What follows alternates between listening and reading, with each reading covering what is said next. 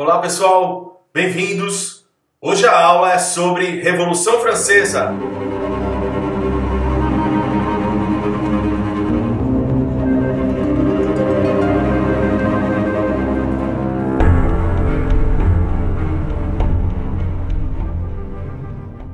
Dois fatos que antecederam a Revolução e que serviram de referência para os franceses no século XVII. A deposição do rei Carlos I na Inglaterra, ele foi decapitado e terminou com o regime absolutista na Inglaterra, e também a independência dos Estados Unidos em 1776. Bom, na França a gente tinha um antigo regime. Os principais privilégios do primeiro e do segundo estado, o clero e a nobreza, eram as isenções de tributos e repasses de recursos por meio de pensões, subsídios e concessões. Sobravam para o terceiro estado. Burguesia, camponeses e sans-culottes. Recaíam todos os impostos diretos cobrados pela monarquia e as taxas devidas aos aristocratas e ao clero. No final do século XVIII, a França mantinha resquícios feudais, uma estrutura basicamente agrária. O campesinato representava cerca de 80% da população. A inflação e o custo de vida bastante altos. Problemas climáticos fizeram com que a colheita de trigo fosse bastante ruim. O cereal ficou escasso e o preço do pão, principal alimento dos franceses, disparou. Paris era uma grande cidade, com quase 600 mil habitantes. Os impostos agravavam o cenário de insatisfação e de pobreza. Embora a maior parte dos camponeses fosse livre no final do século XVIII, eles deviam pagar direitos feudais aos nobres. Diante da crise econômica, muitos senhores de terras aumentaram o valor dos produtos, aumentando ainda mais a insatisfação popular. A crise também estava no Estado absolutista francês. A dívida pública crescia de forma descontrolada. A monarquia burocrático-administrativa consumia grandes recursos financeiros. As guerras, como travadas pela França na América, durante o processo de independência nos Estados Unidos, esvaziavam os recursos financeiros. Houveram tentativas para reformular e retirar esses privilégios, só que essas tentativas fracassaram. O parlamento então exigiu que o rei Luís XVI convocasse os Estados Gerais. Em meio a um colapso econômico e social, a França também passava por uma profunda crise política. Os Estados Gerais franceses surgiram na Idade Média, mas não eram convocados desde 1614. Constituía uma assembleia que reunia representantes dos 3 estados. O primeiro estado, o clero; o segundo estado, a nobreza; e o terceiro estado, composto pela burguesia, trabalhadores urbanos, camponeses e servos. O terceiro estado constituía 97% da população francesa. Diante da pressão do parlamento, em junho de 1788, o rei convocou os Estados Gerais. Para a aristocracia, convocar os Estados Gerais representava aumentar o seu poder e, consequentemente, diminuir o poder da monarquia absolutista francesa. Os grupos integrantes do terceiro estado aproveitaram a ocasião e articularam-se politicamente para ampliar sua participação nos Estados Gerais. Em 1789, o terceiro estado propôs que a reunião se tornasse uma assembleia. O objetivo era claro: eles tinham a maioria numérica. Ao invés de cada estado ter direito a um voto, cada indivíduo teria direito a um voto. Sem obter resposta do clero e da nobreza, o terceiro estado declarou aberta a Assembleia Nacional. O forte apoio que eles receberam da população fez com que o rei Luís XVI autorizasse a Assembleia e fez com que os nobres e o clero participassem dela. Nas ruas, os protestos eram constantes. E em várias partes do país ocorriam levantes. A revolução desenhava-se e a aristocracia percebia a armadilha em que caíra. No dia 9 de julho, os deputados abriram a primeira sessão da Assembleia Nacional Constituinte. A França finalmente teria um conjunto de leis que organizassem a sociedade e definissem os espaços e limites de atuação do rei e dos organismos políticos. No dia 14 de julho, a gente vai ter a queda da Bastilha. A Bastilha era uma prisão que era o símbolo do absolutismo e também era um depósito de armas. A tomada da Bastilha deu força aos representantes do terceiro Estado na Assembleia. Fortalecida pela ação popular, decretou o fim da obrigação do dízimo e dos privilégios da nobreza, que incluíam a isenção do pagamento de tributos, as obrigações feudais e a exclusividade do direito de caça.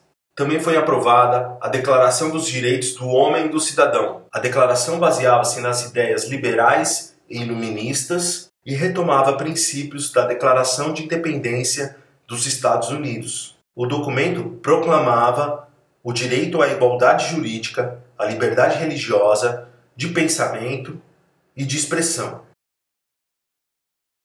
Reconhecia a educação como valor universal e defendia a propriedade privada.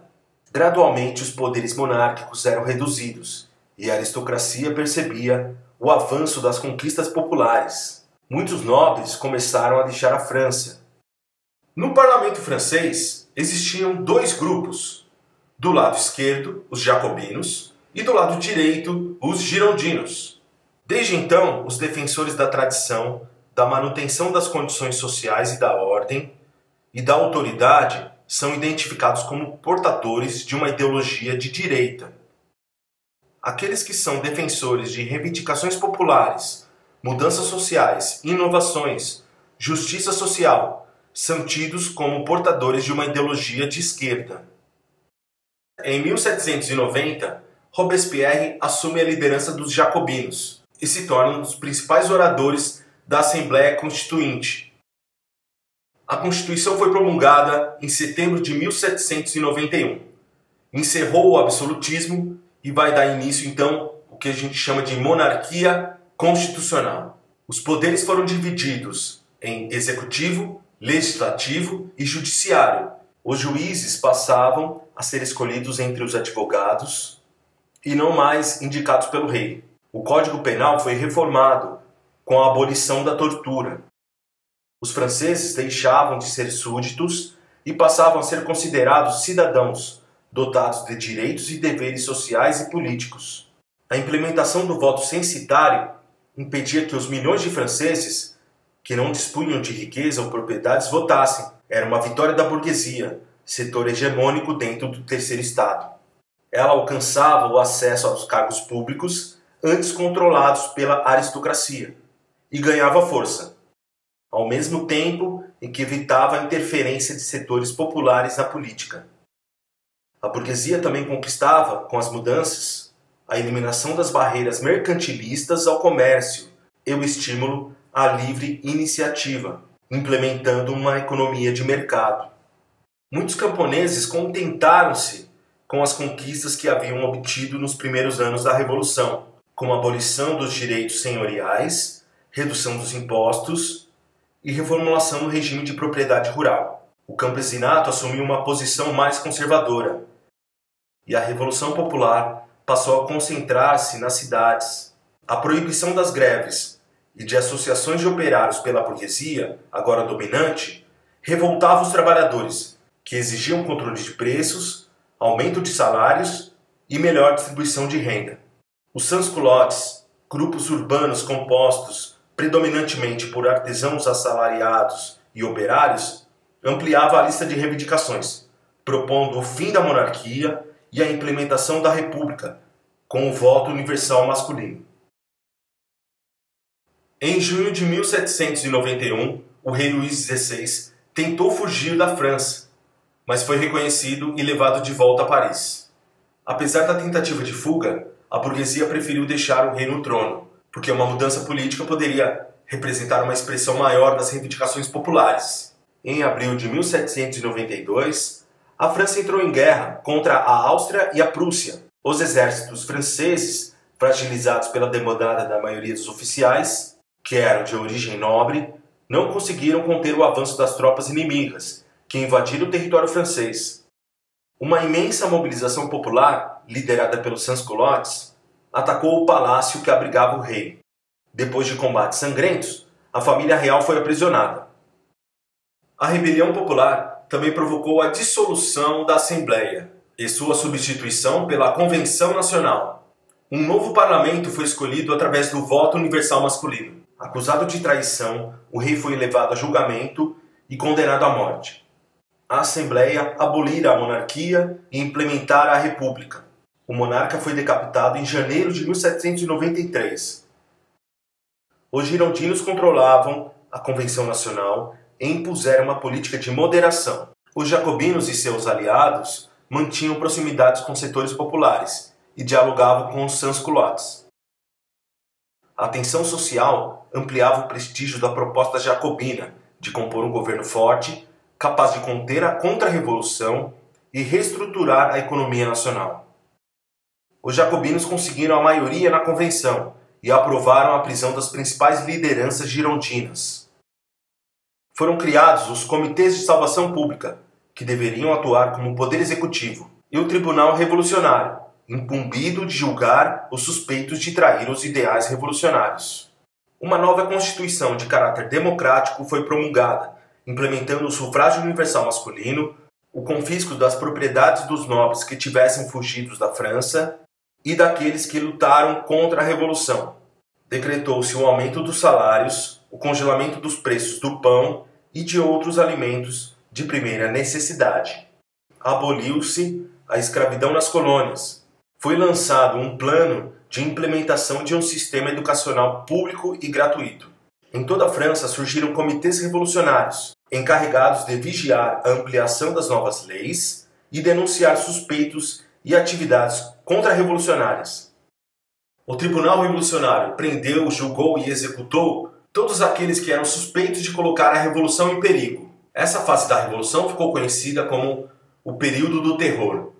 Cerca de 40 mil pessoas morreram, e só na cidade de Paris, o tribunal pronunciou mais de 2.600 sentenças de morte. O terror executou girondinos, federalistas e religiosos. O terror executou até mesmo homens que haviam defendido a instalação do tribunal. As execuções na guilhotina eram públicas, e um grande público assistia empolgado a elas. Até mesmo revolucionários como Danton e Robespierre foram condenados a morrer na guilhotina. A alta burguesia valia-se do descontentamento com as medidas radicais e do medo instaurado pelo clima de perseguição e vingança para arregimentar aliados. A estratégia de Robespierre de eliminar sistematicamente seus opositores terminou por isolá-lo politicamente. E em junho de 1794, ele foi preso e no dia seguinte executado junto com seus aliados. Uma nova Constituição foi elaborada, determinando o retorno do voto censitário e encerrando o período democrático da Revolução. O poder executivo passou a ser exercido por um grupo de 5 pessoas, escolhidas pelos próprios deputados, passando a se chamar o Diretório. Mesmo reprimidos, os movimentos populares continuavam a se manifestar e surgiam denúncias de corrupção praticadas pelos membros do Diretório, fazendo com que a França aumentasse sua tensão política. O sucesso militar no exterior fazia crescer o prestígio político e popular do jovem general Napoleão Bonaparte. Para muitos, ele representava uma liderança forte, capaz de interromper o ciclo revolucionário e de promover a tranquilidade política e social tão desejada pela burguesia. Em outubro de 1799, Napoleão retornou à França, consagrado por uma bem-sucedida campanha militar no Egito. Ele assumiu a liderança de um complô já em processo contra o Diretório, dando início ao golpe do 18 Brumário. Com Napoleão no poder, o processo revolucionário chegava ao fim e a burguesia consolidava o seu poder econômico e social. É isso aí, pessoal. Até a próxima. Tchau, tchau.